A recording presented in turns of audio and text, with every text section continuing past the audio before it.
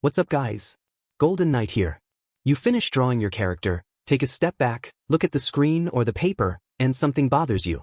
The character is there with all the details you planned, the colors you chose, the pose you carefully constructed. But something is wrong. You can't name the problem.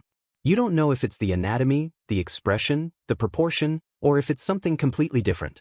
And the worst part, the more you look, the less you understand what is wrong. In this video, you will understand why your characters seem to be missing something, even when they apparently are correct. Each point we are going to explore will reveal a different layer of the same central problem, and when you reach the end, you will look at your own characters with a completely different perspective. When you draw a character without knowing who they are. When you start building a character, the natural tendency is to begin with the visual, the face, the clothes, the hair, the color palette. You are thinking about aesthetics before thinking about identity. And this seems reasonable, because design is visual by definition. The problem is that when you start with the visual without having clarity about who this character is, you end up making aesthetic decisions without a foundation. Every choice you make becomes disconnected from the others, because there is no central reference organizing everything. The result is a character that may even be visually interesting in parts, but as a whole feels fragmented, as if the pieces belonged to different puzzles. Think about how you would describe your own characters to someone. If the first thing that comes to mind is physical traits, purple hair, a scar on the face, a long coat, that is a sign that the design was built from the outside in. And designs built from the outside in almost always suffer from the same problem. They describe a look, but do not reveal a personality. A viewer who sees this character for the first time does not feel anything specific, does not form a clear impression, does not have an intuition about who this person is. They simply see a set of visual elements. And when there is no immediate emotional impression, the design feels empty, regardless of how technically elaborate it may be. What great character designers consistently do is start with a very simple question. What does this character carry? Not in the literal sense of objects or accessories, but in the emotional sense. What is this character's internal weight? Do they carry guilt, ambition, fear, lightness, restrained anger? This answer needs to exist before any visual decision, because it is what will guide every choice that comes after. The silhouette, the proportions, the colors, the type of clothing, all of this should be a consequence of who the character is, not decoration applied on top. When this clear core exists, visual decisions begin to have internal logic, and the viewer feels this coherence even without being able to say why. The illusion that visual complexity creates memorable characters. You can create an extremely elaborate character, full of detailed elements, and they can be completely forgettable. And you can create a character with simple shapes and a limited palette, and they can be instantly recognizable and emotionally powerful. Visual complexity and memorability are not the same thing, and confusing the two is one of the most common mistakes in character design. What creates memorability is not the amount of information, it is clarity of reading. A memorable design is one that the eye can process quickly and retain easily. When you add too many elements competing for attention at the same time, the viewer's eye does not know where to stop. It moves across the character without finding an anchor point, without having a clear hierarchy of what matters most. And when there is no visual hierarchy, there is no dominant impression. The character leaves a diffuse sensation, like when you try to remember the face of someone you briefly met at a party. You know the person was there, but you cannot reconstruct a sharp image in your memory. Visual hierarchy is what organizes the experience of looking at a character. It determines what the viewer sees first, what they see next, and what they retain when they stop looking. Characters that work well always have a dominant element, something that anchors the reading and carries the weight of the design.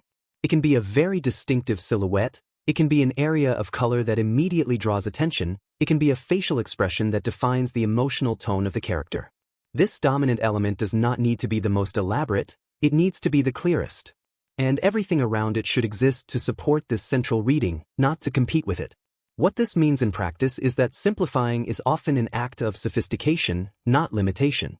Removing an unnecessary element can make an entire design gain strength, because you are freeing visual space for what truly matters to breathe. And when you begin to look at your own designs with this perspective, you realize that much of what seemed to enrich the character was actually getting in the way of the message it was supposed to convey. The problem of shapes that do not align with the personality. If you take any iconic character from animated films or comics and reduce them to the most basic possible silhouette, without color, without detail, without context, you will still feel something about them.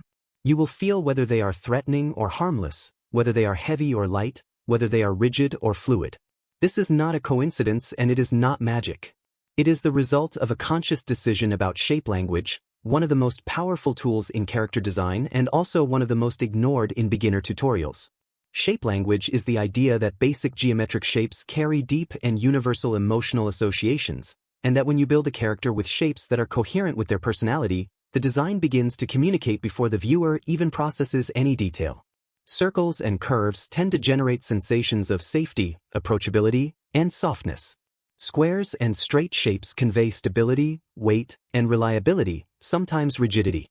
Triangles and angular shapes create tension, dynamism, and depending on the context, danger or aggression. This is not an absolute rule that should be followed mechanically, it is a vocabulary that you can use with intention. The problem is that most artists do not actively think about shapes during the design process. They think about details, anatomical proportions, clothing, but the fundamental shapes that are supporting all of that remain in the background, chosen more by habit or by reference than by conscious decision. And when the shapes are not aligned with the character's personality, there is a silent conflict that the viewer feels but cannot name. This conflict is exactly the feeling that something is wrong without you knowing what. Imagine a character who is supposed to be intimidating, but was built with many soft curves in the face and body. Technically, everything may be correct, the anatomy, the details, the expression. But the shapes are saying something different from the intention of the design. The viewer receives two simultaneous and contradictory messages, and the result is a confused impression, a character who does not convince in one direction or the other. The same applies to the opposite, a character who is supposed to be gentle and welcoming but was built with very angular and rigid shapes, will generate a subtle feeling of discomfort that will work against everything the design is trying to communicate. When you begin to look at your characters thinking specifically about the shapes that compose them, separate from any detail, you will discover conversations that are happening in parallel with what you consciously planned. And some of these conversations will be saying exactly the opposite of what you intended. When you decide by reference and not by intention, using references is a healthy and necessary practice. Every artist uses them, from beginners to professionals with decades of experience. The problem is not in using reference, it is in how and why you use it. There is a fundamental difference between using reference to understand something and using reference to fill a decision gap. When you do not know exactly how a character should be in a certain aspect, the tendency is to look for something that seems visually right and adapt it. This seems like a rational process, but in practice it means that you are letting an external source make a decision that should come from within your own understanding of the character. And when this happens repeatedly throughout an entire design, the result is a character that is a collage of influences without a central voice organizing everything. The most common symptom of this is a character that feels too familiar. Not in the sense of being a direct copy of something, but in the sense that they have nothing that surprises, nothing that is specifically theirs. Every part of them reminds you of something you have seen somewhere else, and the sum of these parts does not create a new identity, it creates an average of references. This happens because each decision was informed by something external, and external decisions rarely add up to create something internally coherent. A character's internal coherence comes from decisions that originate from the same core, from the same understanding of who they are. When decisions come from different sources, the character carries the fragmentation of those sources. What separates healthy use of reference from use that sabotages the design is the order of operations. Before looking for a reference, you should have an answer, even if incomplete, to what you are trying to solve. The reference then serves to inform the execution of an idea that already exists, not to generate the idea itself. When you look for reference without having that prior direction, you are essentially asking external images what your character should be. And external images do not know the character you are creating.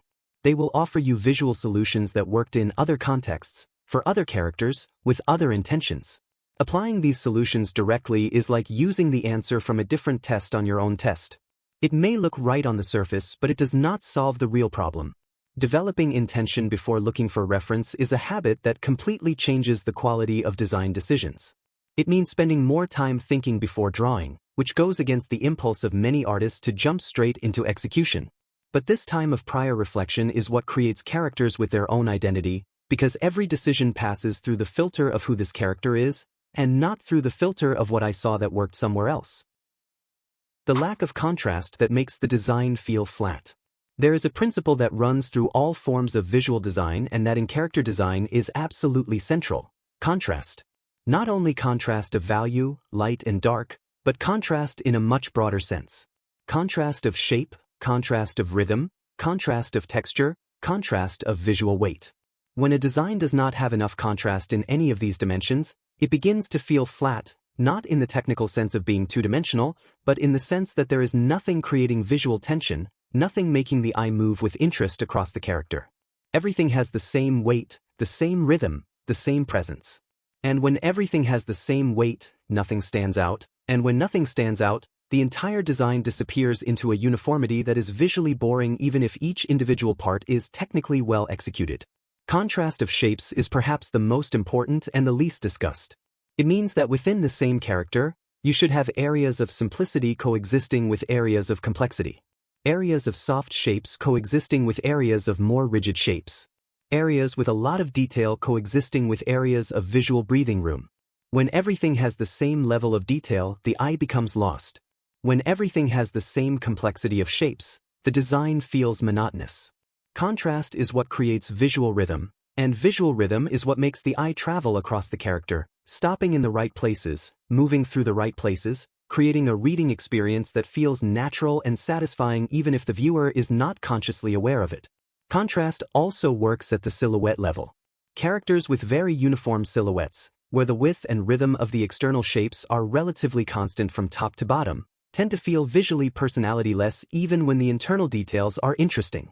A silhouette with clear contrast has points of expansion and points of contraction, has areas that advance and areas that recede, has a rhythm that creates interest before the viewer even sees any detail. This silhouette contrast is what makes a character recognizable from a distance, what allows the design to function in multiple sizes and contexts without losing its central identity. Why you never feel like the character is finished. There is a specific trap that affects artists who have already developed enough visual sensitivity to perceive that something is not working, but still do not have enough clarity to identify exactly what. This trap manifests as a cycle of endless revisions. You adjust one thing, it improves in some aspect, but the feeling of incompleteness persists. You adjust something else, and suddenly the first thing you had adjusted seems wrong again.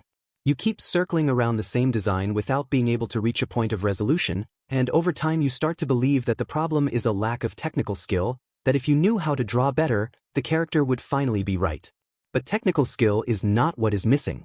What is missing is a clear evaluation criterion. When you do not have a clear criterion to evaluate whether a design is working, you start using immediate feeling as your only guide. And immediate feeling is an extremely unstable tool, because it changes depending on your mood, on how long you have been looking at the same drawing, on what the last work was that you saw before looking at your own. A character that seems great in the afternoon may seem completely wrong the next morning, not because it changed, but because your internal state changed. And without an objective criterion to anchor the evaluation, you are at the mercy of these variations, revising indefinitely without ever reaching a stable conclusion. A clear evaluation criterion begins with the questions that should have been answered before the design started. Who is this character? What do they carry emotionally? What should the design communicate to someone who has never heard of them? When you have clear answers to these questions, you have a fixed reference point to evaluate each decision. You stop asking, does this look right? And start asking, is this communicating what needs to be communicated? The second question has an answer that you can investigate in a more objective way, because it is anchored in intention, not in momentary taste.